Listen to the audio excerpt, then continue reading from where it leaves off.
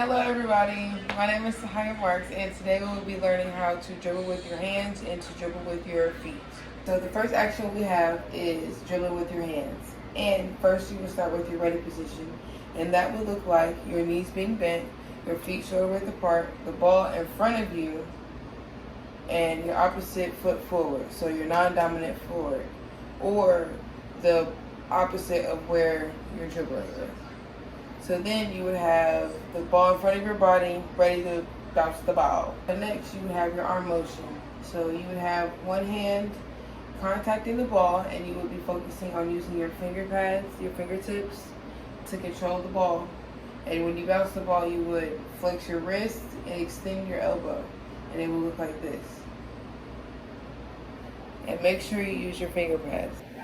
All together, that will look like your feet being shoulder width apart, knees bent, and one foot in front of the other, which is opposite of the ball hand.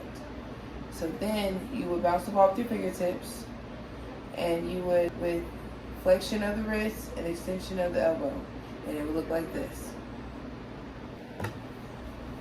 And remember, as you are completing this action, make sure your eyes are forward in the direction you are going, focused and looking over the ball, but when you get good at it, you don't even have to look at the ball.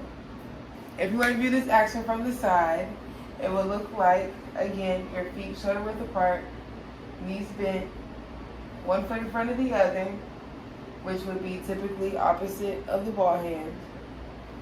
When you are bouncing the ball, remember you have to have wrist flexion and elbow extension, and they would look like this. Make sure you're using your fingertips. That will never change. Using your fingertips allows you to control the ball. The next action we will talk about is dribbling with your feet. And so first you would have your ready position, which would be your eyes forward, your knees bent, and your feet shoulder width apart, and the object of which you are dribbling with your feet in front of you. So next you would have yourself practicing short taps, which are very soft and controlled taps in order to pass the ball back and forth in between your feet. So you can either pass the ball on the inside of your feet or the outside of your feet, depending on which way you feel most comfortable. As you are completing this action, make sure that you keep the ball close to you so that you can have the most control as possible. By doing this, we kind of call this your self space. So keep this in a reachable space within the speed you are going. And as you get better, you can begin to move with the ball. And as you get better as well, you get to increase your speed. Overall, this action would look like this. So first you have your ready position, your eyes forward, knees bent, feet shoulder width apart, and the object in front of you. So then you would do small foot taps. I would do an example of kicking and tapping from the inside of the foot versus the outside of the foot. So first you would have, again, your ready position, and then you would have small foot taps. So first you would practice in motion and stationary motion to get control. And once you get good, you can move.